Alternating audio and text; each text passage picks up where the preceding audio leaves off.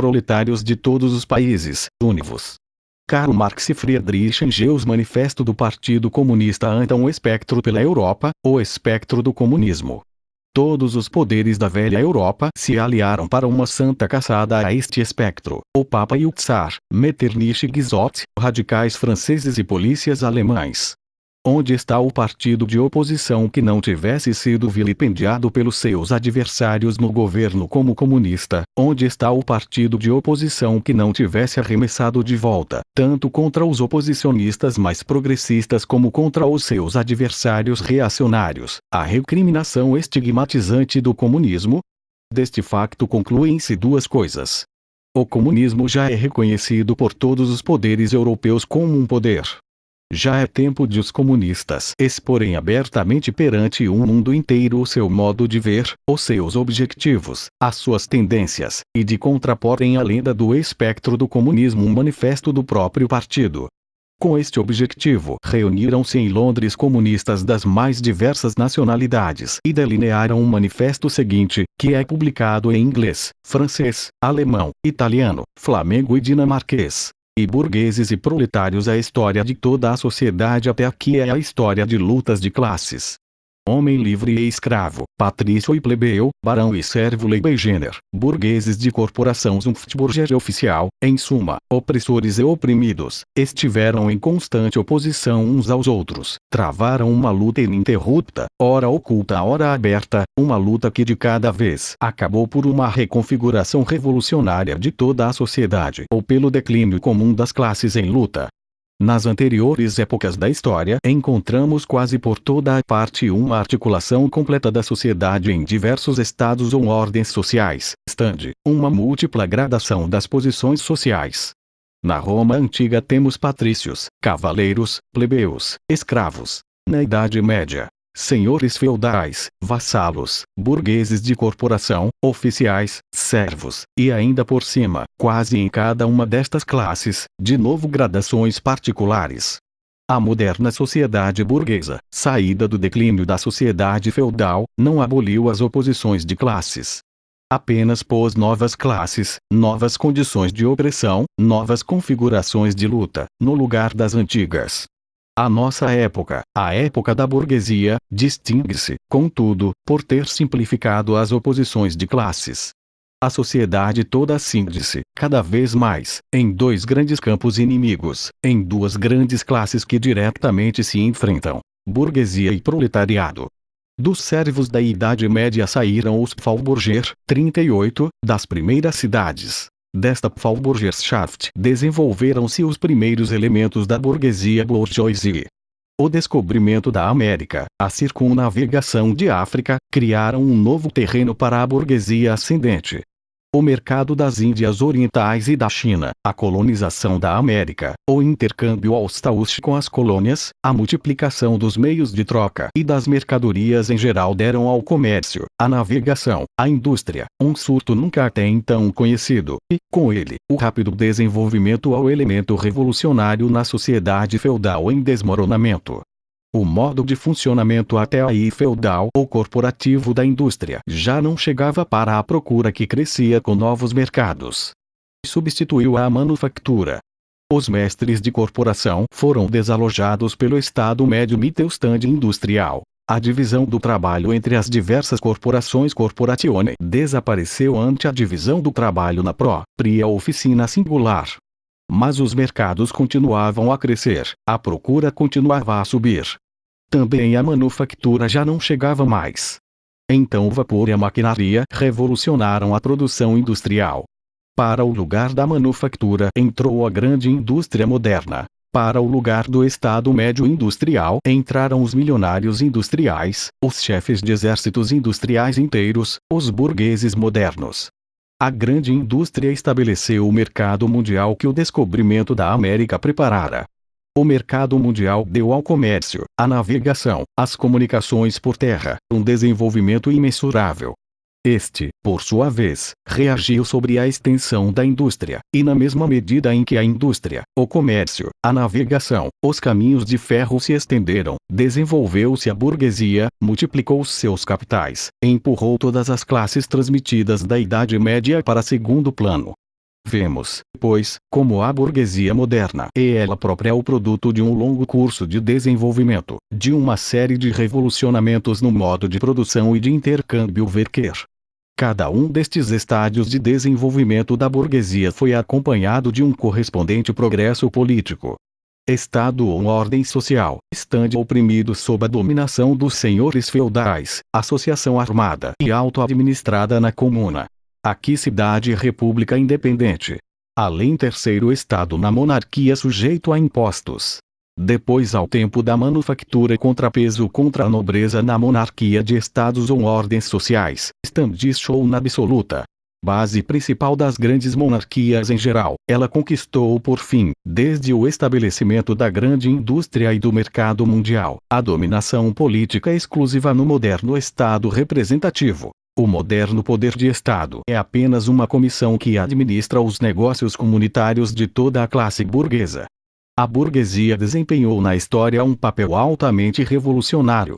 A burguesia, lá onde chegou a dominação, destruiu todas as relações feudais, patriarcais, idílicas. Rasgou sem misericórdia todos os variegados laços feudais que prendiam o homem aos seus superiores naturais e não deixou outro laço entre homem e homem que não o do interesse nu, ou do insensível pagamento a pronto. Afogou o frêmito sagrado da exaltação pia, do entusiasmo cavalheiresco, da melancolia pequeno-burguesa, na água gelada do cálculo egoísta.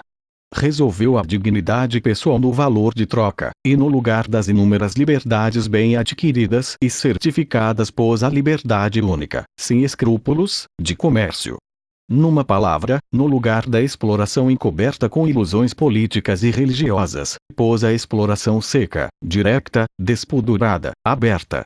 A burguesia despiu da sua aparência sagrada todas as atividades até aqui veneráveis e consideradas com pia reverência. Transformou o médico, o jurista, o padre, o poeta, o homem de ciência em trabalhadores assalariados pagos por ela. A burguesia arrancou a relação familiar o seu comovente véu sentimental e reduziu-a a uma pura relação de dinheiro.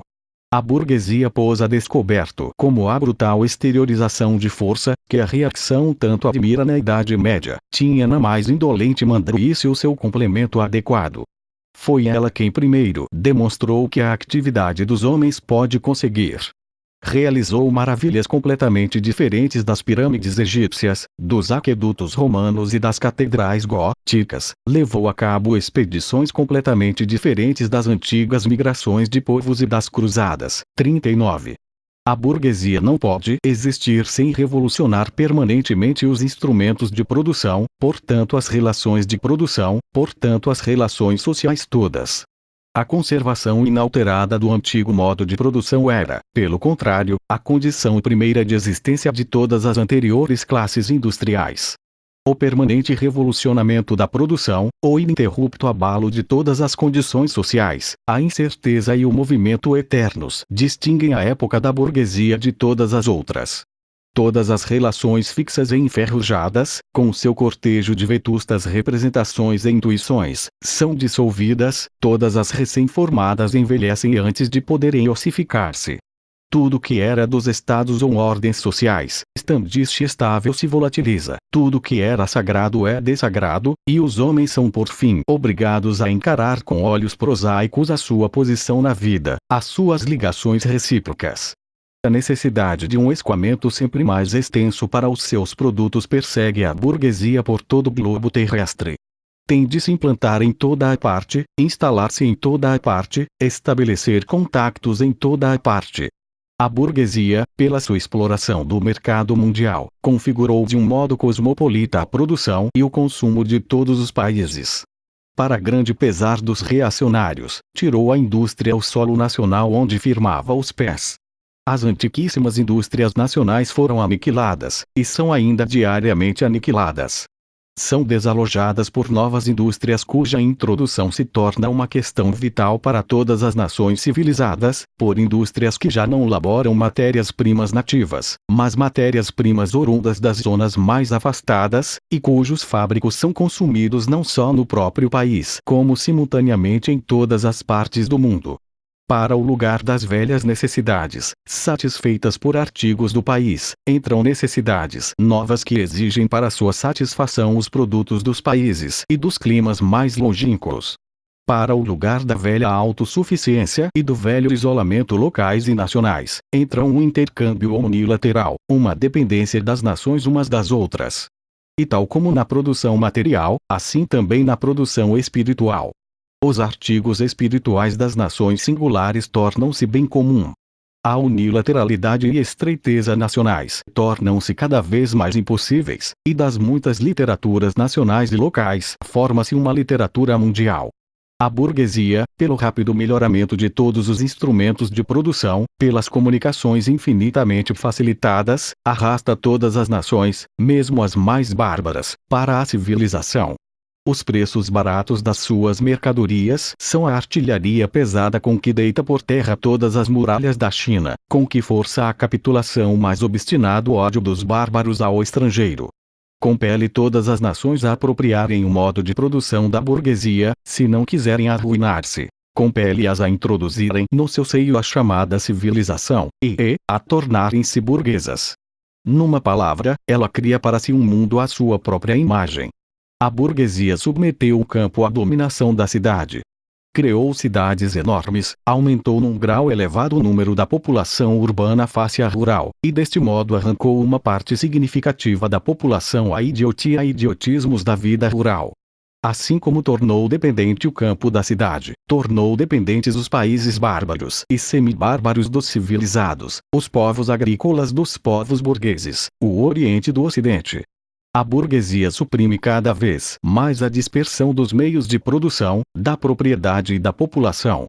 Aglomerou a população, centralizou os meios de produção e concentrou a propriedade em poucas mãos.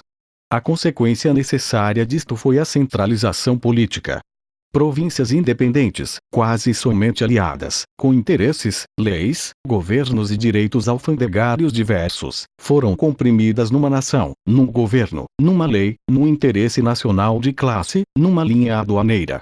A burguesia, na sua dominação de classe de um escasso século, criou forças de produção mais massivas e mais colossais do que todas as gerações passadas juntas. Subjugação das forças da natureza, maquinaria, aplicação da química à indústria e à lavoura, navegação a vapor, caminhos de ferro, telégrafos elétricos, arroteamento de continentes inteiros, navegabilidade dos rios, populações inteiras feitas saltar do chão. Que século anterior teve ao menos um pressentimento de que estas forças de produção estavam adormecidas no seio do trabalho social? Vimos assim que os meios de produção e de intercâmbio sobre cuja base se formou a burguesia foram gerados na sociedade feudal.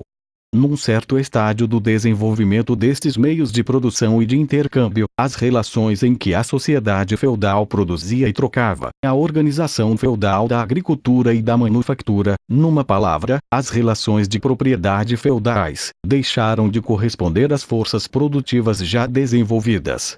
Tolhiam a produção, em vez de a fomentarem. Transformaram-se em outros tantos grilhões. Tinham de ser rompidas e foram rompidas. Para o seu lugar entrou a livre concorrência, com a constituição social e política a ela adequada, com a dominação econômica e política da classe burguesa. Um movimento semelhante processa-se diante dos nossos olhos. As relações burguesas de produção e de intercâmbio, as relações de propriedade burguesas, a sociedade burguesa moderna que desencadeou meios tão poderosos de produção e de intercâmbio, assemelha-se ao feiticeiro que já não consegue dominar as forças subterrâneas que invocara. De há decênios para cá, a história da indústria e do comércio é apenas a história da revolta das modernas forças produtivas contra as modernas relações de produção, contra as relações de propriedade que são as condições de vida da burguesia e da sua dominação. Basta mencionar as crises comerciais que, na sua recorrência periódica, põem em questão, cada vez mais ameaçadoramente, a existência de toda a sociedade burguesa. Nas crises comerciais é regularmente aniquilada uma grande parte não só dos produtos fabricados como das forças produtivas já criadas. Nas crises irrompe uma epidemia social que teria parecido um contrassenso a todas as épocas anteriores, a epidemia da sobreprodução. A sociedade vê-se de repente retransportada a um estado de momentânea barbárie. Parece-lhe que uma fome, uma guerra de aniquilação universal lhe cortaram todos os meios de subsistência. A indústria, o comércio, parecem aniquilados. E por quê? Porque ela possui demasiada civilização, demasiados meios de vida, demasiada indústria, demasiado comércio. As forças produtivas que estão à sua disposição já não servem para a promoção das relações de propriedade burguesas. Pelo contrário, tornaram-se demasiado poderosas para estas relações, e são por elas tolhidas. E logo que trunfam deste tolhimento lançam na desordem toda a sociedade burguesa, põem em perigo a existência da propriedade burguesa. As relações burguesas tornaram-se demasiado estreitas para conterem a riqueza por elas gerada. E como trunfa a burguesia das crises? Por um lado, pela aniquilação forçada de uma massa de forças produtivas. Por outro lado, pela conquista de novos mercados e pela exploração mais profunda de antigos mercados. De que modo, então? Preparando crises mais unilaterais e mais poderosas, e diminuindo os meios de prevenir as crises. As armas com que a burguesia deitou por terra o feudalismo viram-se agora contra a própria burguesia. Mas a burguesia não forjou apenas as armas que lhe trazem a morte. Também gerou os homens que manejarão essas armas, os operários modernos, os proletários. Na mesma medida em que a burguesia e o capital se desenvolve, nessa mesma medida desenvolve-se o proletariado, a classe dos operários modernos, os quais só vivem enquanto encontram trabalho e só encontram trabalho enquanto o seu trabalho aumenta o capital. Estes operários, que têm de se vender a peça, são uma mercadoria como qualquer outro artigo de comércio, e estão, por isso, igualmente expostos a todas as vicissitudes da concorrência, a todas as oscilações do mercado. O trabalho dos proletários perdeu, com a extensão da maquinaria e a divisão do trabalho, todo o caráter autônomo e, portanto, todos os atrativos para os operários. Ele torna-se um mero acessório da máquina ao qual se exige apenas um manejo mais simples, mais monótono, mais fácil de aprender. Os custos que o operário ocasiona reduzem-se por isso quase uma só aos meios de vida de que carece para o seu sustento e para a reprodução da sua raça. O preço de uma mercadoria, portanto também do trabalho, 40, porém, igual aos seus custos de produção. Na mesma medida em que cresce a repugnância causada pelo trabalho, decresce portanto o salário. Mais ainda, na mesma medida em que aumentam a maquinaria e a divisão do trabalho, na mesma medida sobe também a massa do trabalho, seja pelo acréscimo das horas de trabalho, seja pelo acréscimo do trabalho exigido num tempo dado, pelo funcionamento acelerado das máquinas, etc. A indústria moderna transformou a pequena oficina do mestre patriarcal na grande fábrica do capitalista industrial. Massas de operários, comprimidos na fábrica, são organizadas como soldados. São colocadas, como soldados rasos da indústria, sob a vigilância de uma hierarquia completa de oficiais subalternos e oficiais. Não são apenas servos que neste da classe burguesa, do Estado burguês. Dia a dia, hora a hora, são feitos servos da máquina, do vigilante, e sobretudo dos próprios burgueses fabricantes singulares. Este despotismo é tanto mais mesquinho, mais odioso, mais exasperante, quanto mais abertamente proclama ser o provento o seu objetivo. Quanto menos habilidade e exteriorização de força o trabalho manual exige, e quanto mais a indústria moderna se desenvolve, tanto mais o trabalho dos homens é desalojado pelo das mulheres.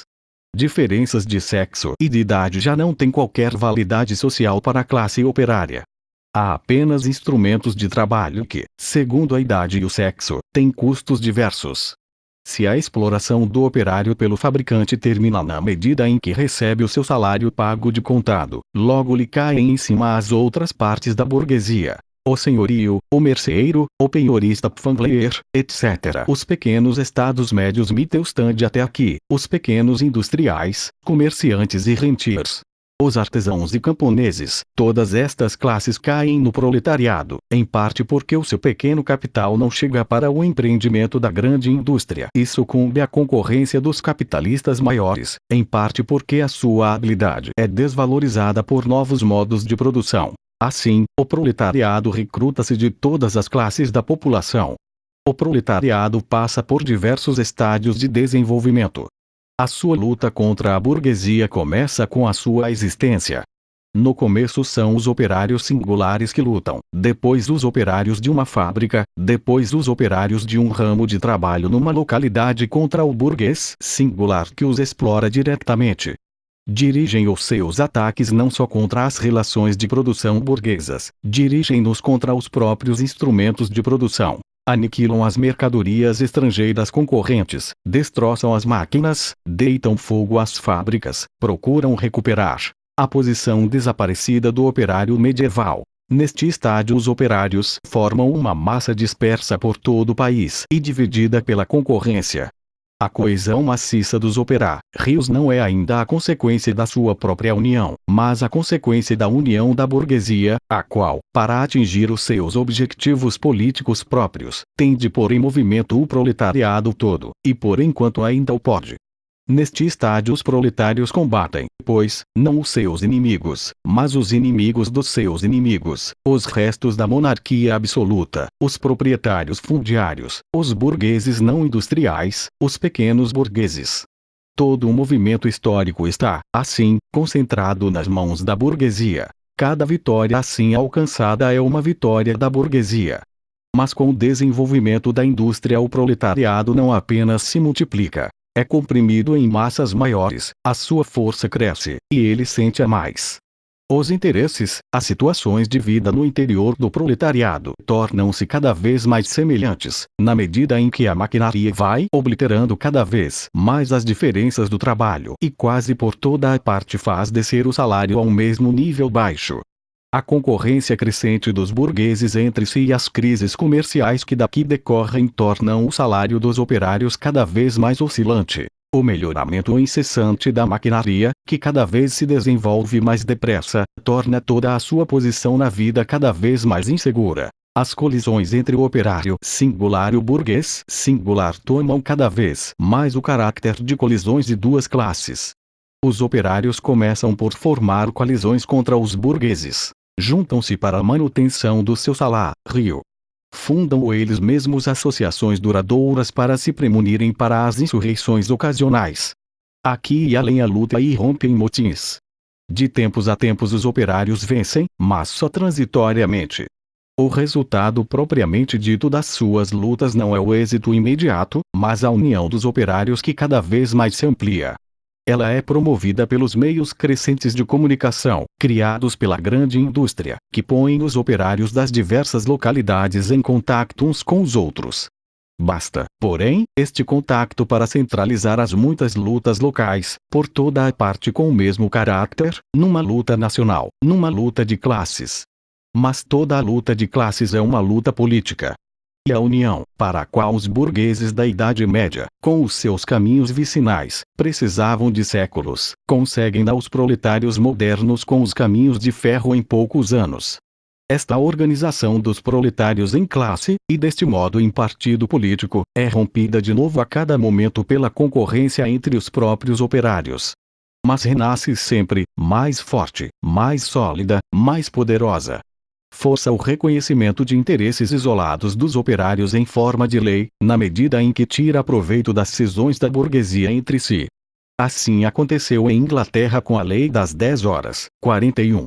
De um modo geral, as colisões da velha sociedade promovem, de muitas maneiras, o curso de desenvolvimento do proletariado.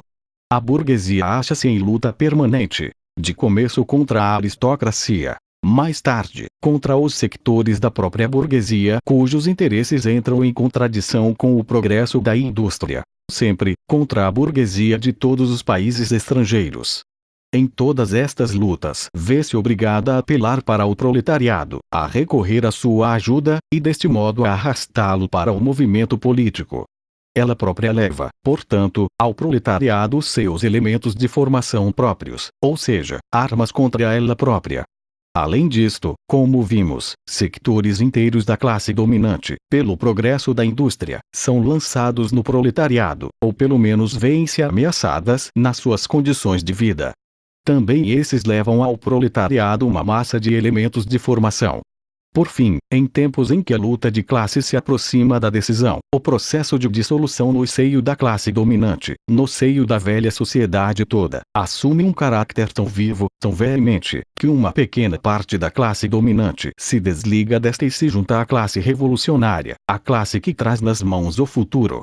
Assim, tal como anteriormente uma parte da nobreza se passou para a burguesia, também agora uma parte da burguesia se passa para o proletariado, e nomeadamente uma parte dos ideólogos burgueses que conseguiram elevar-se a um entendimento teórico do movimento histórico todo.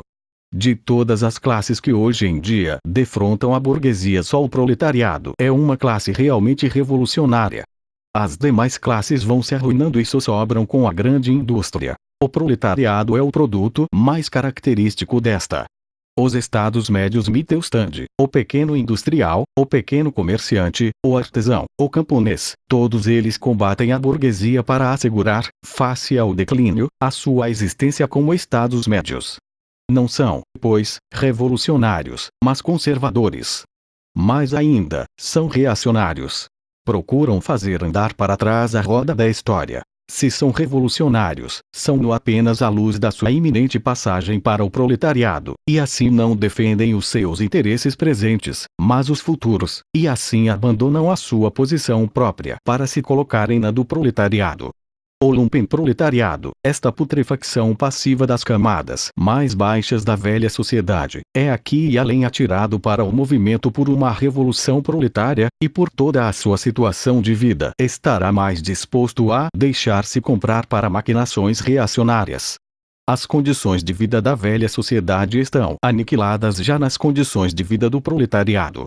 O proletário está desprovido de propriedade. A sua relação com a mulher e os filhos já nada tem de comum com a relação familiar burguesa. O trabalho industrial moderno, a subjugação moderna ao capital, que é a mesma na Inglaterra e na França, na América e na Alemanha, tirou-lhe todo o caráter nacional.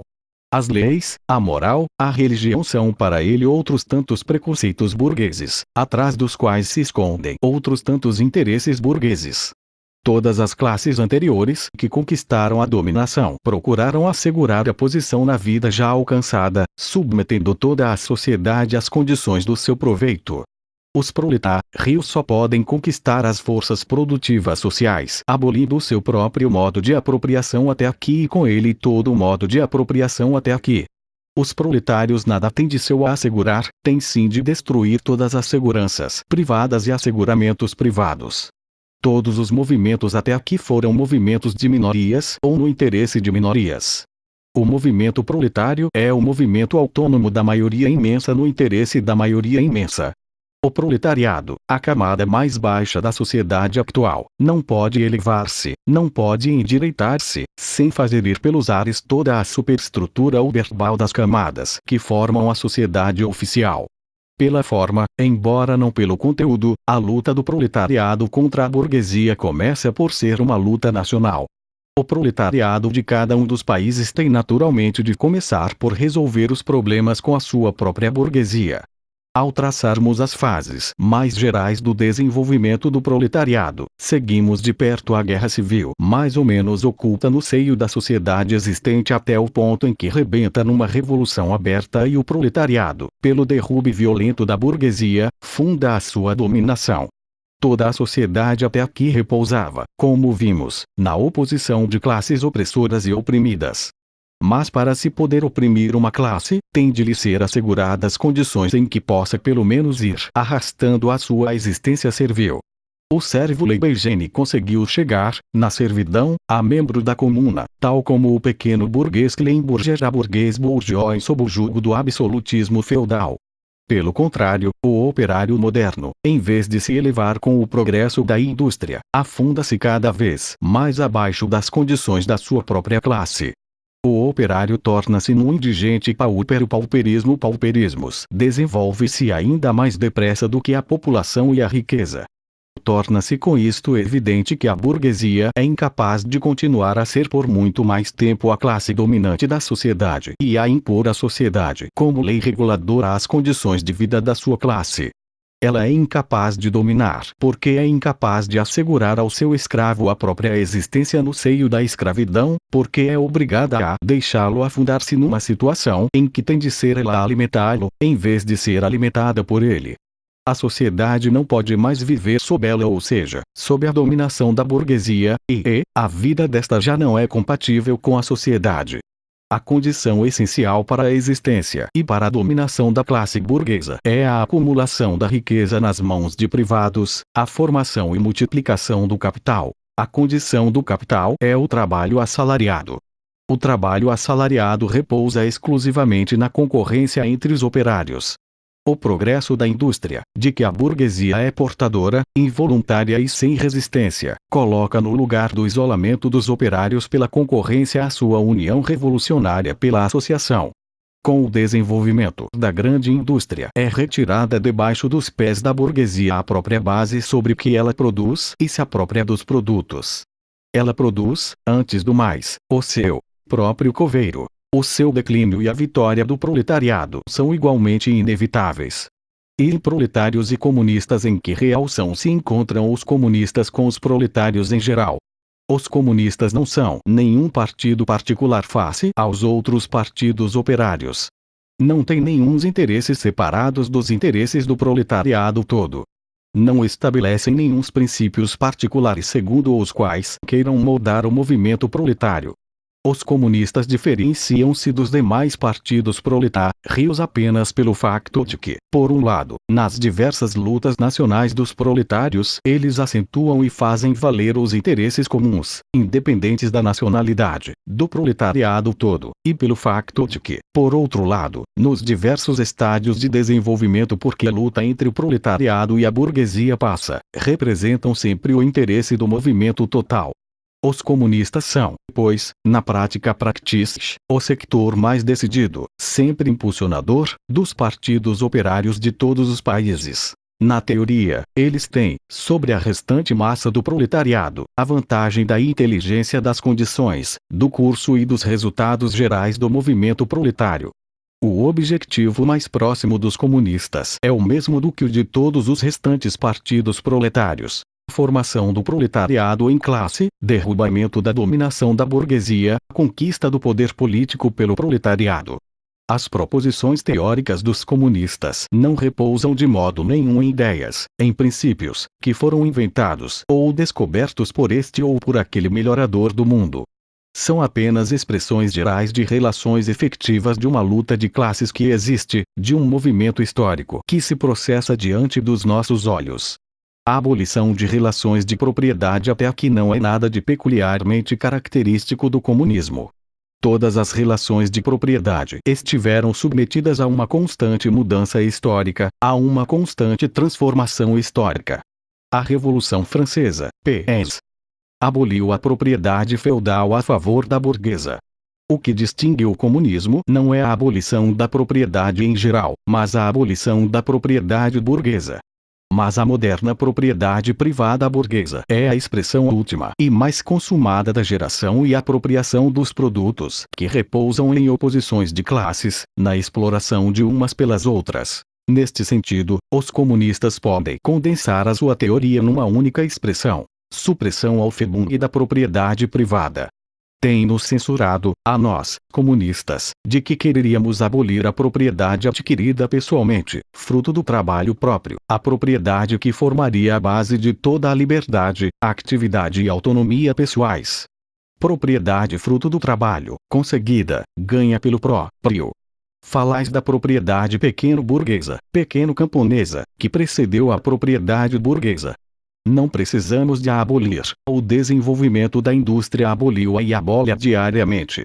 Ou falais da moderna propriedade privada burguesa. Mas será que o trabalho assalariado, o trabalho do proletário, lhe cria propriedade? De modo nenhum. Cria o capital, e a propriedade que explora o trabalho assalariado, que só pode multiplicar-se na condição de gerar novo trabalho assalariado para de novo o explorar. A propriedade, na sua figura odierna, move-se na oposição de capital e trabalho assalariado. Consideremos ambos os lados desta oposição. Ser capitalista significa ocupar na produção uma posição não só puramente pessoal, mas social. O capital é um produto comunitário e pode apenas ser posto em movimento por uma atividade comum de muitos membros, em última instância, apenas pela atividade comum de todos os membros da sociedade. O capital não é, portanto, um poder pessoal, é um poder social. Se, portanto, o capital é transformado em propriedade comunitária, pertencente a todos os membros da sociedade, a propriedade pessoal não se transforma então em propriedade social. Só se transforma o caráter social da propriedade. Perde o seu caráter de classe. Vejamos agora o trabalho assalariado. O preço médio do trabalhado assalariado é o mínimo do salário, e a soma dos meios de vida que são necessários para manter vivo o operário como operário. Aquilo, portanto, de que o operário se apropria pela sua atividade chega apenas para gerar de novo a sua vida nua. De modo nenhum queremos abolir esta apropriação pessoal dos produtos de trabalho para a nova geração da vida imediata, uma apropriação que não deixa nenhum proveito líquido capaz de conferir poder sobre trabalho alheio. Queremos suprimir apenas o caráter miserável desta apropriação, em que o operário só vive para multiplicar o capital, só vive na medida em que o exige o interesse da classe dominante. Na sociedade burguesa o trabalho vivo é apenas um meio para multiplicar o trabalho acumulado. Na sociedade comunista o trabalho acumulado é apenas um meio para ampliar, enriquecer, promover o processo da vida dos operários. Na sociedade burguesa domina, portanto, o passado sobre o presente, na comunista o presente sobre o passado. Na sociedade burguesa o capital é autônomo e pessoal, ao passo que o indivíduo ativo não é autônomo nem pessoal. E a supressão desta relação chama a burguesia supressão da personalidade e da liberdade. E com razão. Trata-se certamente da supressão da personalidade burguesa, da autonomia burguesa e da liberdade burguesa. Por liberdade entende-se, no interior das atuais relações de produção burguesas, o comércio livre, a compra e venda livres. Mas se cai o tráfico, cai também o tráfico livre.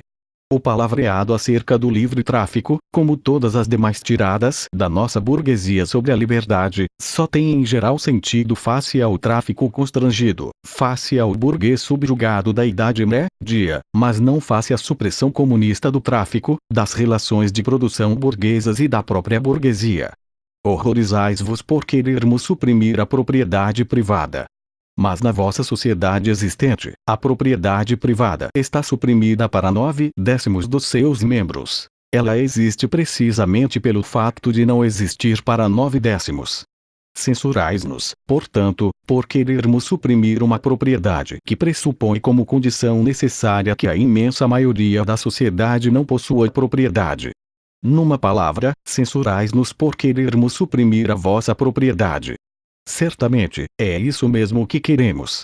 A partir do momento em que o trabalho já não possa ser transformado em capital, em dinheiro, em renda, em suma, no poder social monopolizável, e a partir do momento em que a propriedade pessoal já não possa converter-se em propriedade burguesa, a partir desse momento declarais que a pessoa é suprimida. Concedeis, por conseguinte, que por pessoa não entendeis mais ninguém a não ser o burguês, o proprietário burguês. E esta pessoa tem certamente de ser suprimida. O comunismo não tira a ninguém o poder de se apropriar de produtos sociais. Tira apenas o poder de, por esta apropriação, subjugar a si trabalho alheio. Tem-se objetado que com a supressão da propriedade privada cessaria toda a atividade alastraria uma preguiça geral. De acordo com isso, a sociedade burguesa teria há muito de ter perecido de inércia, pois os que nela trabalham não ganham, e os que nela ganham não trabalham. Toda esta objeção vai dar a tautologia de que deixa de haver trabalho assalariado assim que deixar de haver capital. Todas as objeções dirigidas contra o modo de apropriação e de produção comunista dos produtos materiais foram igualmente alargadas à apropriação e à produção dos produtos espirituais. Tal como, para o burguês, o cessar da propriedade de classe é o cessar da própria produção, também para ele o cessar da cultura de classe é idêntico ao cessar da cultura em geral. A cultura Bildung cuja perda ele lamenta é, para a enorme maioria, a formação Ehrenbildung para a máquina. Mas não disputeis conosco enquanto medirdes pelas vossas representações burguesas de liberdade, de cultura, de direito, etc., a abolição da propriedade burguesa. As vossas próprias ideias são produtos das relações de produção e propriedade burguesas, tal como o vosso direito é apenas a vontade da vossa classe elevada à lei, uma vontade cujo conteúdo está dado nas condições materiais de vida da vossa classe. A representação interesseira, na qual transformais as vossas relações de produção e de propriedade de relações históricas transitórias no curso da produção em leis eternas da natureza e da razão, partilhai-la com todas as classes dominantes já desaparecidas. O que compreendeis para a propriedade antiga, o que compreendeis para a propriedade feudal, já não podeis compreender para a propriedade burguesa. Supressão da família. Até os mais radicais se indignam com este propósito infame dos comunistas. Sobre que assenta a família atual, a família burguesa? Sobre o capital, sobre o proveito privado. Completamente desenvolvida, ela só existe para a burguesia. Mas ela encontra o seu complemento na ausência forçada da família para os proletários e na prostituição pública. A família dos burgueses elimina-se naturalmente com o eliminar deste seu complemento, e ambos desaparecem com o desaparecer do capital. Censurais-nos por querermos suprimir a exploração das crianças pelos pais. Confessamos este crime. Mas, dizeis vós, nós suprimimos as relações mais íntimas ao pormos no lugar da educação doméstica a social. E não está também a vossa educação determinada pela sociedade? Pelas relações sociais em que educais, pela intromissão mais direta ou mais indireta da sociedade, por meio da escola, etc. Os comunistas não inventam o efeito da sociedade sobre a educação, apenas transformam o seu caráter, arrancam a educação à influência da classe dominante. O palavreado burguês acerca da família e da educação, acerca da relação íntima de pais e filhos, torna-se tanto mais repugnante quanto mais, em consequência da grande indústria, todos os laços de família dos proletários são rasgados e os seus filhos transformados em simples artigos de comércio e instrumentos de trabalho. Mas vós, comunistas, quereis introduzir a comunidade das mulheres, grita-nos toda a burguesia em coro. O burguês vê na mulher um mero instrumento de produção. Ouve dizer que os instrumentos de produção devem ser explorados comunitariamente, e naturalmente não pode pensar senão que a comunidade virá igualmente a ser o destino das mulheres. Não suspeita que se trata precisamente de suprimir a posição das mulheres como meros instrumentos de produção. De resto, não há nada mais ridículo do que a moralíssima indignação dos nossos burgueses acerca da pretensa comunidade oficial de mulheres dos comunistas. Os comunistas não precisam de introduzir a comunidade de mulheres. Ela existiu quase sempre. Os nossos burgueses, não contentes com o facto de que as mulheres e as filhas dos seus proletários estão à sua disposição, para nem sequer falar da prostituição oficial, acham um prazer capital em seduzir as esposas uns dos outros. O casamento burguês é na realidade a comunidade das esposas. Quando muito poder-se-ia censurar aos comunistas quererem introduzir uma comunidade de mulheres franca, oficial, onde há uma hipocritamente escondida. É de resto evidente que com a supressão das relações de produção atuais, desaparece também a comunidade de mulheres que dela decorre, ou seja, a prostituição oficial e não oficial. Aos comunistas tem além disso sido censurado que querem abolir a pátria, a nacionalidade. Os operários não têm pátria. Não se lhes pode tirar o que não têm.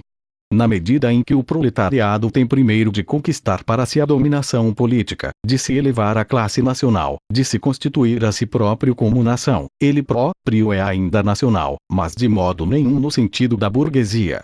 Os isolamentos e as oposições nacionais dos povos vão desaparecendo já cada vez mais com o desenvolvimento da burguesia, com a liberdade de comércio, com o mercado mundial, com a uniformidade da produção industrial e com as relações de vida que lhe correspondem.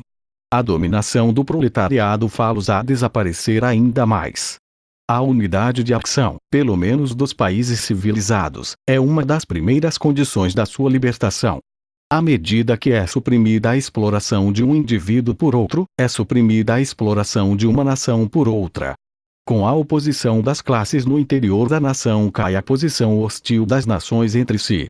As acusações contra o comunismo, que são levantadas sobretudo a partir de pontos de vista religiosos, filosóficos e ideológicos, não merecem discussão pormenorizada.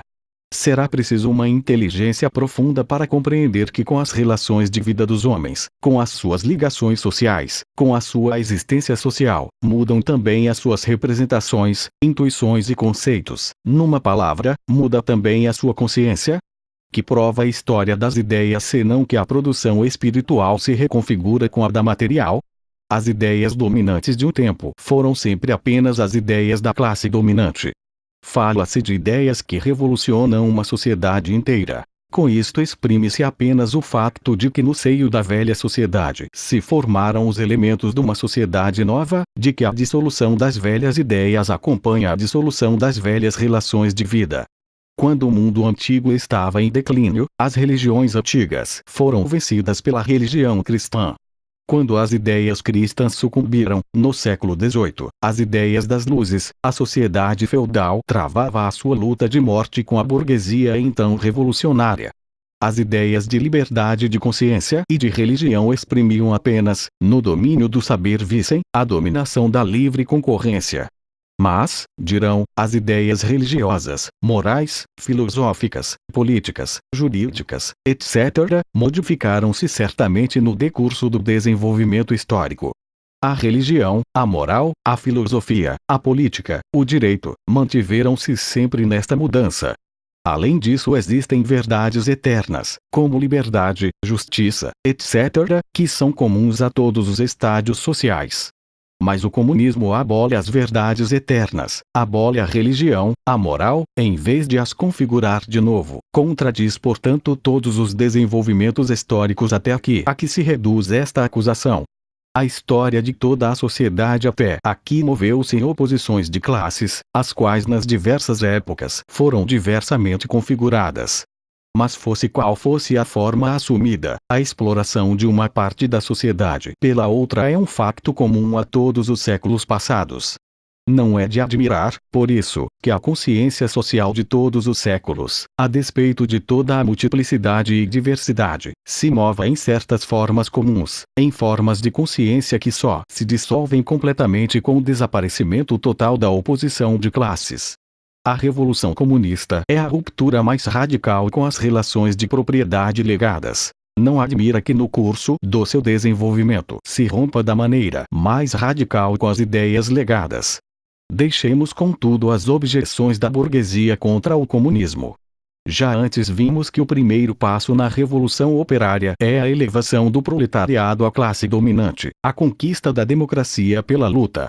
O proletariado usará a sua dominação política para arrancar a pouco e pouco todo o capital à burguesia, para centralizar todos os instrumentos de produção na mão do Estado, e do proletariado organizado como classe dominante, e para multiplicar o mais rapidamente possível a massa das forças de produção.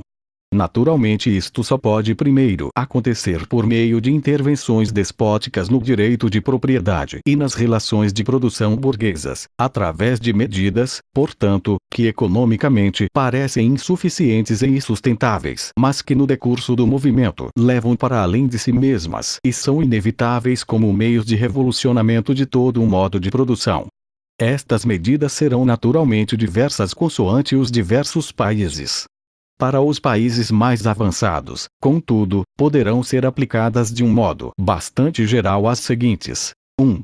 Expropriação da propriedade fundiária e emprego das rendas fundiárias para despesas do Estado.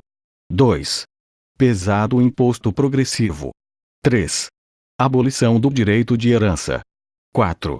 Confiscação da propriedade de todos os emigrantes e rebeldes. 5. Centralização do crédito nas mãos do Estado, através de um Banco Nacional com capital de Estado e monopólio exclusivo. 6. Centralização do sistema de transportes nas mãos do Estado. 7. Multiplicação das fábricas nacionais, dos instrumentos de produção, arroteamento e melhoramento dos terrenos de acordo com um plano comunitário. 8. Obrigatoriedade do trabalho para todos, instituição de exércitos industriais, em especial para a agricultura. 9. Unificação da exploração da agricultura e da indústria. Actuação com vista à eliminação gradual da diferença entre cidade e campo. 10. Educação pública e gratuita de todas as crianças. Eliminação do trabalho das crianças nas fábricas na sua forma odierna.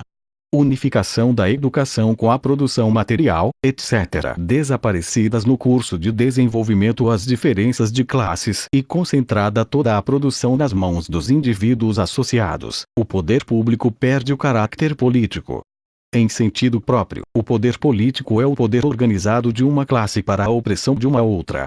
Se o proletariado na luta contra a burguesia necessariamente se unifica em classe, por uma revolução se faz classe dominante e como classe dominante suprime violentamente as velhas relações de produção, então o suprime juntamente com estas relações de produção as condições de existência da oposição de classes, as classes em geral, e, com isto, a sua própria dominação como classe. Para o lugar da velha sociedade burguesa com as suas classes e oposições de classes entra uma associação em que o livre desenvolvimento de cada um é a condição para o livre desenvolvimento de todos.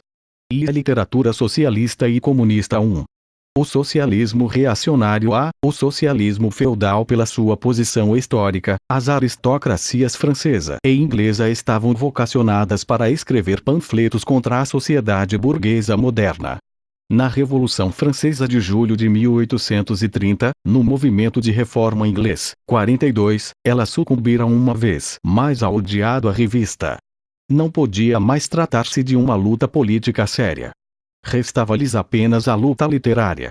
Mas também no domínio da literatura o velho palavreado do tempo da Restauração tinha se tornado impossível.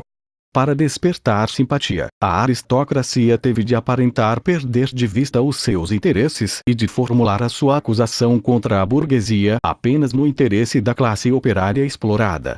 Preparou assim a satisfação de poder cantar cantigas de escárnio sobre o seu novo dominador e sussurrar-lhe ao ouvido profecias mais ou menos prenhes de desgraças.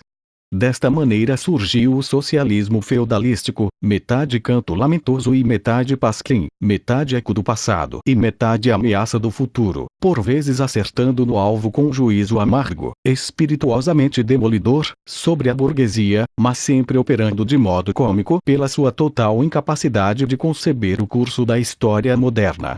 Por estandarte eles agitavam na mão o proletário alforje de mendigo, para juntarem o povo atrás de si.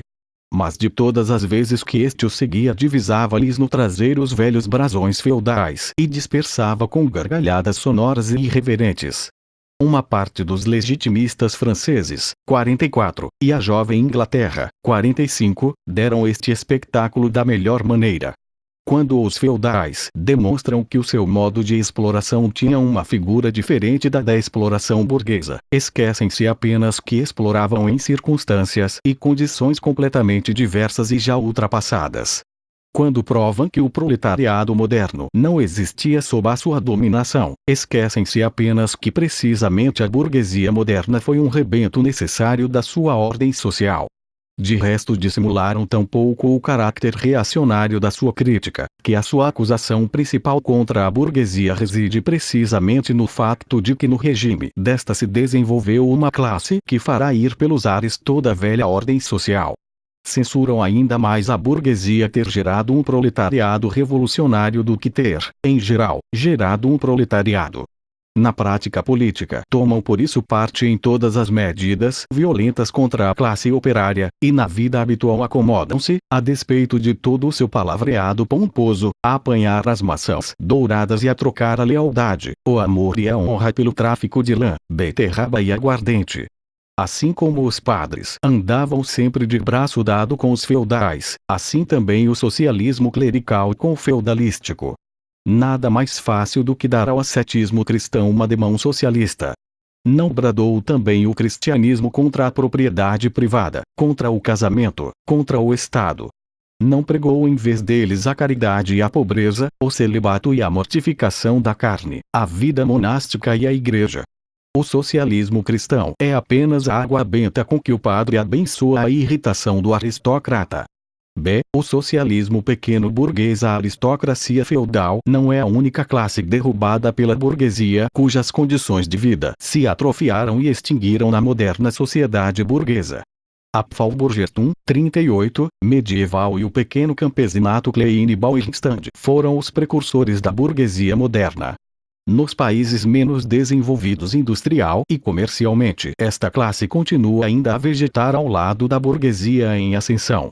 Nos países em que a civilização moderna se desenvolveu, formou-se uma nova pequena burguesia Kleinbürgerschaft, a qual paira entre o proletariado e a burguesia e constantemente se forma de novo como parte complementar da sociedade burguesa, e cujos membros são constantemente atirados pela concorrência para o proletariado. Vem mesmo, com o desenvolvimento da grande indústria, aproximar-se um momento em que desaparecerão por completo como parte autônoma da sociedade moderna e serão substituídos no comércio, na manufatura, na agricultura por capatazes e criados. Em países como a França, onde a classe camponesa perfaz muito mais de metade da população, era natural que os escritores que se apresentaram a favor do proletariado e contra a burguesia aplicassem a sua crítica do regime burguês à bitola pequeno-burguesa e pequeno-camponesa, e tomassem o partido dos operários do ponto de vista da pequena burguesia Kleinbürgertum. Formou-se assim o socialismo pequeno-burguês. Sismondi é o chefe desta literatura não só para a França, como também para a Inglaterra. Este socialismo dissecou com a maior acuidade as contradições nas relações de produção modernas. Pôs a descoberto os fingidos embelezamentos dos economistas. Demonstrou irrefutavelmente os efeitos destruidores da maquinaria e da divisão do trabalho, da concentração dos capitais e da posse fundiária, a sobreprodução, as crises, o declínio necessário dos pequenos burgueses e camponeses, a miséria do proletariado, a anarquia na produção, as desproporções gritantes na repartição da riqueza, a guerra industrial de extermínio das nações entre si, a dissolução dos velhos costumes, das velhas relações de família, das velhas nacionalidades. Pelo seu teor positivo, porém, este socialismo quer ou restabelecer os velhos meios de produção e de intercâmbio, e com eles as velhas relações de propriedade e a velha sociedade, ou quer encarcerar de novo violentamente os meios modernos de produção e de intercâmbio no quadro das velhas relações de propriedade, as quais tiveram de ser, por eles rebentadas. Ele é simultaneamente reacionário e utópico. Sistema corporativo na manufatura e economia patriarcal no campo são as suas últimas palavras. No seu desenvolvimento ulterior, esta orientação perdeu-se numa ressaca cobarde.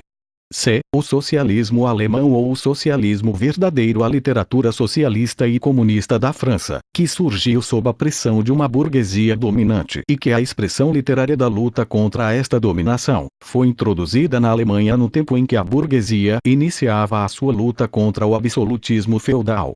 Filósofos, meios filósofos e belos espíritos alemães apoderaram-se avidamente desta literatura, esquecendo apenas que com a imigração destes escritos de França não imigraram ao mesmo tempo para a Alemanha as relações de vida francesas. Face às relações alemãs, a literatura francesa perdeu todo o significado prático e imediato e assumiu uma feição puramente literária. Tinha de aparecer como especulação ociosa sobre a realização da essência humana. Assim, para os filósofos alemães do século XVIII, as reivindicações da primeira Revolução Francesa só tinham o sentido de reivindicações da razão prática 47, em geral, e as expressões da vontade da burguesia revolucionária francesa significavam aos seus olhos as leis da vontade pura, da vontade como esta tem de ser, da vontade verdadeiramente humana. O trabalho dos literatos alemães consistiu exclusivamente em pôr as novas ideias francesas de acordo com a velha consciência filosófica que era a deles, ou antes, em apropriar-se das ideias francesas a partir do seu ponto de vista filosófico. Esta apropriação aconteceu do mesmo modo porque uma pessoa se apropria de uma língua estrangeira, pela tradução. É sabido que os monges escreveram as geografias católicas insípidas sobre os manuscritos em que estavam registradas as obras clássicas do velho tempo pagão. Os literatos alemães procederam inversamente com a literatura profana francesa. Escreveram os seus disparates filosóficos por baixo do original francês. P.S. Por baixo da crítica francesa às relações de dinheiro escreveram Alienação em Taussering da essência humana. Por baixo da crítica francesa do Estado burguês escreveram Superação ao Febum e da dominação do abstractamente universal, etc. O subpor deste palavreado filosófico aos desenvolvimentos franceses batizaram eles de filosofia da ação, socialismo verdadeiro, ciência alemã do socialismo, fundamentação filosófica do socialismo, etc. A literatura socialista-comunista francesa foi assim emasculada a preceito. E como nas mãos do alemão deixou de exprimir a luta de uma classe contra outra, o alemão ficou consciente de ter triunfado da unilateralidade francesa, de ter defendido, em vez de necessidades verdadeiras, a necessidade da verdade, e em vez dos interesses do proletário, os interesses da essência humana, do homem em geral, do homem que não pertence a nenhuma classe, que nem sequer pertence à realidade, que pertence apenas ao céu nebuloso da fantasia filosófica. Este socialismo alemão, que tomou tão a sério, e tão solenemente, os seus canestros exercícios escolares, e que, qual vendedor de feira, tão alto os trombeteou, foi entretanto perdendo pouco a pouco a sua inocência pedante. A luta da burguesia alemã, nomeadamente da prussiana, contra os feudais e a realeza absoluta, numa palavra, o movimento liberal, tornou-se mais séria. Foi assim oferecida ao socialismo verdadeiro a tão desejada oportunidade de contrapor ao movimento político as reivindicações socialistas, de arremessar contra o liberalismo, contra o Estado representativo, contra a concorrência burguesa, a liberdade burguesa de imprensa, o direito burguês, a liberdade e a igualdade burguesas, os anátemas legados, e de pregar à massa popular que nada tinha a ganhar, antes tudo a perder, com este movimento burguês. O socialismo alemão esqueceu em devido tempo que a crítica francesa, da qual era um eco sem espírito, pressupunha a sociedade burguesa moderna com as correspondentes condições materiais de vida e a adequada constituição política, pressupostos esses por cuja conquista se tratava então de lutar na Alemanha. Serviu aos governos alemães absolutos, com seu cortejo de padres, mestres escolas, fidalgotes e burocratas, de espantalho desejado contra a burguesia ameaçadoramente ascendente. Formou o doce complemento dos amargos golpes de chicote e balas de espingarda com que esses mesmos governos cuidaram das insurreições de operários alemães. Se o socialismo verdadeiro desta maneira se tornou uma arma na mão dos governos contra a burguesia alemã, representou também imediatamente um interesse reacionário, o interesse da Pfauburgerschaft alemã. Na Alemanha é a pequena burguesia Kleinbürgertum, legada pelo século XVI, que desde esse tempo, de formas diversas, está sempre a vir ao de cima, que constitui a base social propriamente dita das situações existentes. A sua manutenção é a manutenção das situações alemãs existentes. Da dominação industrial e política da burguesia teme o declínio seguro, por um lado, em consequência da concentração do capital, por outro lado, pelo advento de um proletariado revolucionário. O socialismo verdadeiro pareceu-lhe matar dois coelhos com uma cajadada. Espalhou-se como uma epidemia. A veste tecida de especulativas teias de aranha, bordada a flores de retórica de belos espíritos, embebida no orvalho sufocantemente sentimental da alma, em que os socialistas alemães envolveram a sua meia dúzia de ossudas verdades eternas, esta veste extravagante só veio multiplicar o bom escoamento da sua mercadoria entre este público. Pelo seu lado, o socialismo alemão reconheceu cada vez mais a sua vocação para ser o representante presumido desta Pfauburgerschaft. 38. Proclamou a nação alemã como a nação normal e os Piesburger. 48. Alemão como o homem normal. Deu a todas as infâmias destes Piesburger um sentido socialista, oculto, superior, pelo qual elas significavam o seu contrário. Ao entrar em cena diretamente contra a orientação grosseiramente destrutiva do comunismo, ao anunciar a sua sublimidade imparcial acima de todas as lutas de classes, tirou a sua última consequência. Com muito poucas exceções, o que na Alemanha circula de escritos pretensamente socialistas e comunistas pertence ao âmbito desta literatura porca e debilitante. 2. O socialismo conservador ou socialismo burguês. Uma parte da burguesia deseja remediar os males sociais para assegurar a existência da sociedade burguesa.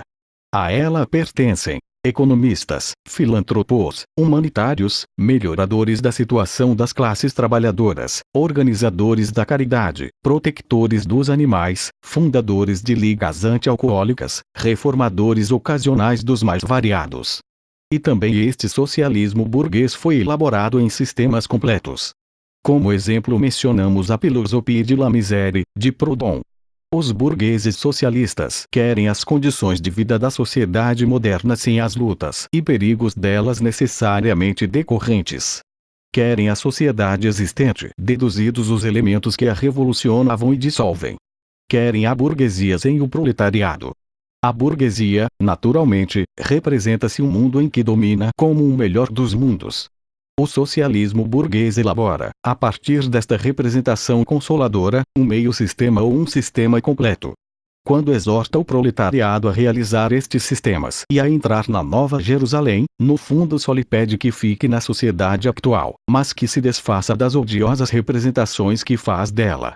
Uma segunda forma, menos sistemática mas mais prática, deste socialismo procurou tirar à classe operária o gosto por todos os movimentos revolucionários, mostrando-lhe que só lhe poderia ser útil, não esta ou aquela alteração política, mas uma alteração nas relações materiais de vida, nas relações econômicas.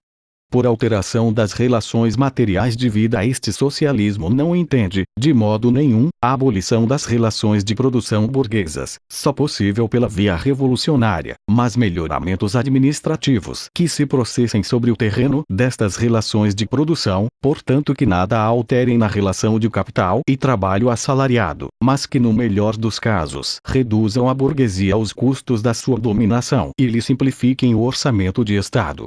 O socialismo burguês só alcança a sua expressão correspondente quando passa a ser mera figura de retórica.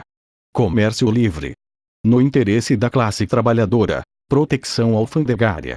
No interesse da classe trabalhadora, prisões celulares. No interesse da classe trabalhadora, esta é a última palavra do socialismo burguês, e a única dita a sério. O socialismo da burguesia consiste precisamente na afirmação de que os burgueses são burgueses, no interesse da classe trabalhadora. 3. O socialismo e comunismo crítico utópicos. Não falamos aqui da literatura que em todas as grandes revoluções modernas exprime as reivindicações do proletariado, escritos de Babeuf, Ethique. As primeiras tentativas do proletariado para impor diretamente o seu interesse de classe próprio, no tempo de agitação geral, no período de derrube que pôs termo à sociedade feudal, falharam necessariamente por não estar ainda desenvolvida a figura do próprio proletariado e por faltarem ainda as condições materiais da sua libertação, que só são precisamente o produto da época burguesa. A literatura revolucionária que acompanhou estes primeiros movimentos do proletariado é, pelo conteúdo, necessariamente reacionária. Prega um ascetismo geral e um igualitarismo grosseiro. Os sistemas propriamente socialistas e comunistas, os sistemas de Saint-Simon, Fourier, Owen, etc., surgem no primeiro período, ainda não desenvolvido, da luta entre proletariado e burguesia que atrás descrevemos, ver burguesia e proletariado. Os inventores destes sistemas verem, de certo, a oposição das classes bem como a atuação dos elementos dissolventes na própria sociedade dominante. Mas do lado do proletariado não avistam nenhuma atividade histórica, nenhum movimento político que lhe seja peculiar. Como o desenvolvimento da oposição de classes acompanha o desenvolvimento da indústria, tampouco encontram as condições materiais para a libertação do proletariado, e procuram uma ciência social, leis sociais, para criarem tais condições. Para o lugar da atividade social tem de entrar a sua atividade inventiva pessoal. Para o lugar das condições históricas da libertação, condições fantásticas. Para o lugar da organização do proletariado em classe processando-se gradualmente, uma organização da sociedade urdida por eles próprios. A história mundial vindoura resolve-se para eles na propaganda e na execução prática dos seus planos de sociedade. Estão de certo conscientes de defender nos seus planos principalmente o interesse da classe trabalhadora como a classe mais sofredora. Só deste ponto de vista de a classe mais sofredora o proletariado existe para eles. A forma não desenvolvida da luta de classes, assim como a sua própria situação de vida implicam, porém, que eles creiam estar muito acima daquela oposição de classes. Querem melhorar a situação de vida de todos os membros da sociedade, mesmo dos mais bem colocados. Por isso apelam continuamente à sociedade toda sem diferença, e de preferência à classe dominante. É só preciso entender o seu sistema para reconhecer nele o melhor plano possível para a melhor sociedade possível. Rejeitam, por isso, toda a ação política, nomeadamente toda a ação revolucionária, querem atingir o seu objetivo por via pacífica e procuram, com pequenos experimentos naturalmente condenados ao fracasso, abrir pela força do exemplo o caminho ao novo evangelho social. A descrição fantástica da sociedade futura brota, num tempo em que o proletariado ainda está sumamente pouco desenvolvido, e por isso, apreende a sua própria posição de um modo ainda fantástico, da sua primeira aspiração, cheia de imagens vagas, de uma reconfiguração geral da sociedade. Mas os escritos socialistas e comunistas consistem também em elementos críticos. Atacam todas as bases da sociedade existente. Por isso forneceram material altamente valioso para o esclarecimento dos operários. As suas proposições positivas sobre a sociedade futura, ps. Supressão da oposição entre cidade e campo, da família, do proveito privado, do trabalho assalariado, a proclamação da harmonia social, a transformação do Estado numa mera administração da produção, todas estas suas proposições exprimem meramente o desaparecimento da oposição de classes que só agora começa a desenvolver-se, que eles não conhecem senão na sua primeira indeterminidade sem figura. Por isso mesmo estas proposições têm ainda um sentido puramente utópico. A significação do socialismo e comunismo crítico utópicos está na proporção inversa do seu desenvolvimento histórico. Na medida em que se desenvolve e configura a luta de classes, perde esta elevação fantástica acima dela, esta luta fantástica contra ela, todo o valor prático, toda a justificação teórica. Por isso, os autores destes sistemas foram, em muitos aspectos, revolucionários, os seus discípulos formaram sempre seitas reacionárias. Perante o desenvolvimento histórico continuado do proletariado ativeram-se as velhas intuições dos mestres. Por isso procuram consequentemente embotar de novo a luta de classes e mediar as oposições. Continuam ainda a sonhar com a realização, a título experimental, das suas utopias sociais, com a instituição de falancérios isolados, com a fundação de colônias no país, com o estabelecimento de uma pequena e cara edição de formato reduzido da Nova Jerusalém, e para a construção de todos estes castelos no ar tem de apelar à filantropia dos corações e bolsas burgueses. A pouco e pouco vão caindo na categoria dos socialistas reacionários ou conservadores acima descritos, e deles se diferenciam apenas por um pedantismo mais sistemático, pela superstição fanática nos efeitos milagreiros da sua ciência social. Por isso se opõem com exasperação a todo o movimento político dos operários, movimento que só podia decorrer de uma descrença cega no novo evangelho. Os ovenistas, em Inglaterra, ou fourieristas, em França, reagem ali contra os cartistas, aqui contra os reformistas e oposição dos comunistas para com os diversos partidos oposicionistas de acordo com a secção e é evidente a relação dos comunistas para com os partidos operários já constituídos, portanto, a sua relação para com os cartistas em Inglaterra e os reformadores agrários na América do Norte. Lutam para alcançar os fins e interesses imediatos da classe operária, mas no movimento presente representam simultaneamente o futuro do movimento. Em França os comunistas juntam-se ao Partido Socialista Democrático contra a burguesia conservadora e radical, sem por isso abdicarem do direito de assumir uma atitude crítica perante as frases e as ilusões provenientes do legado revolucionário. Na Suíça apoiam os radicais, sem deixar de reconhecer que este partido é composto por elementos contraditórios, em parte socialistas democráticos no sentido francês, em parte burgueses radicais. Entre os polacos os comunistas apoiam o partido que faz de uma revolução agrária a condição da libertação nacional, aquele mesmo partido que deu vida à insurreição de Cracóvia de 1846-50. Na Alemanha o Partido Comunista luta, assim que a burguesia entra revolucionariamente em cena, em conjunto com a burguesia contra a monarquia absoluta, a propriedade feudal da terra e a pequena burguesia Kleinbürgerei. Mas nem por um instante deixa de formar nos operários uma consciência o mais clara possível sobre a oposição hostil entre burguesia e proletariado, para que os operários alemães possam virar logo as condições sociais e políticas, que a burguesia tem necessariamente de originar com a sua dominação, como outras tantas armas contra a burguesia, para que, depois do derrube das classes reacionárias na Alemanha, comece logo a luta contra a própria burguesia.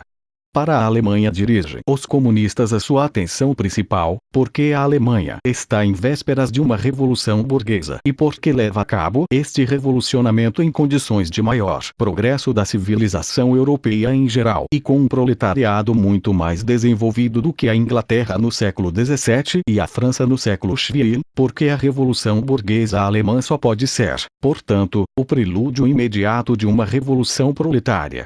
Numa palavra, por toda a parte os comunistas apoiam todo o movimento revolucionário contra as situações sociais e políticas existentes. Em todos esses movimentos, põem em relevo a questão da propriedade, seja qual for a forma mais ou menos desenvolvida que ela possa ter assumido, como a questão fundamental do movimento. Por fim, por toda a parte os comunistas trabalham na ligação e entendimento dos partidos democráticos de todos os países. Os comunistas rejeitam dissimular as suas perspectivas e propósitos. Declaram abertamente que os seus fins só podem ser alcançados pelo derrube violento de toda a ordem social até aqui. Podem as classes dominantes tremer ante uma revolução comunista. Nela os proletários nada têm a perder a não ser as suas cadeias. Têm o mundo a ganhar. Proletários de todos os países, univos.